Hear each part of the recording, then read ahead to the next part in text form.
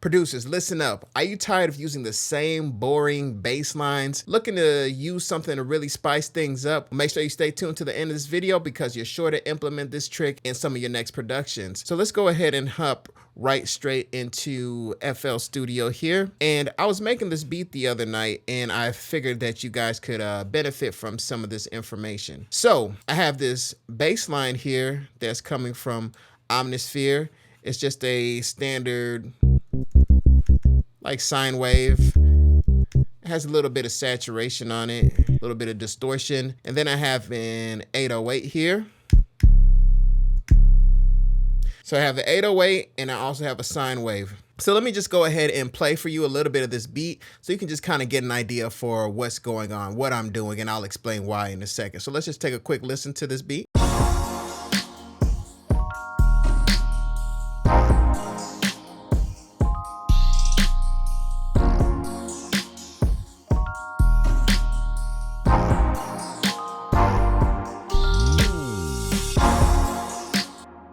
All right, now I'm gonna just play the bass and the 808 together so you can just really dial in and listen. So let's take a listen.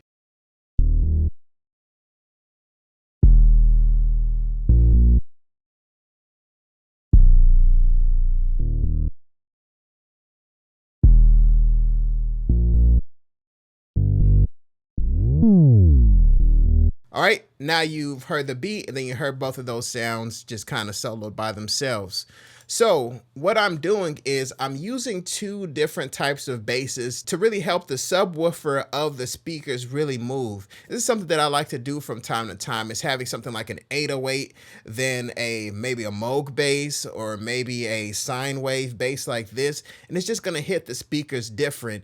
Not only that, it's gonna make the listener feel different. So especially for some of my trap beat producers out there who are just really jamming those 808s really hard, you know, if it works for the beat, definitely do that. But you never really know what type of feeling you can get when you combine multiple bass types within the same beat.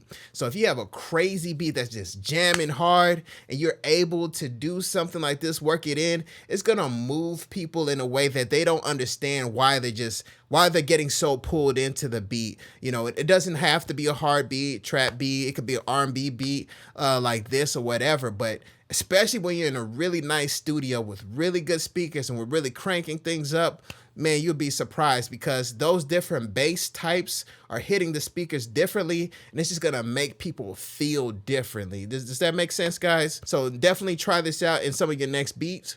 Also, I wanted to point one thing out, is the 808 here that I have. If you notice, it's not just ringing out, it's stopping. It's stopping as soon as I let go of the key. And the way I'm doing that is, I already have it set here, but in the envelope, we're just gonna pull this all the way in. We're gonna make sure that the decay is all the way down.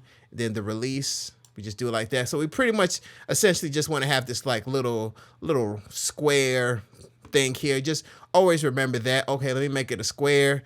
And then once I do that, it's automatically gonna stop. Because one mistake that I've seen producers do is like trying to just let the 808 ring out and trying to manually stop it like this by messing with the tail.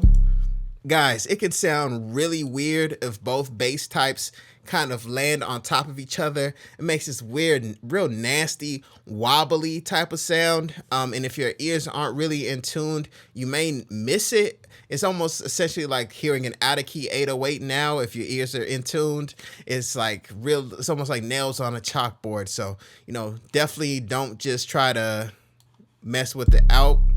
Just go in here, set the envelope, make this little rectangle here, make sure the release is in, and make sure we have it here just like a nice little square. That's all I do. That's all I remember. And I know that as soon as I let go of the note,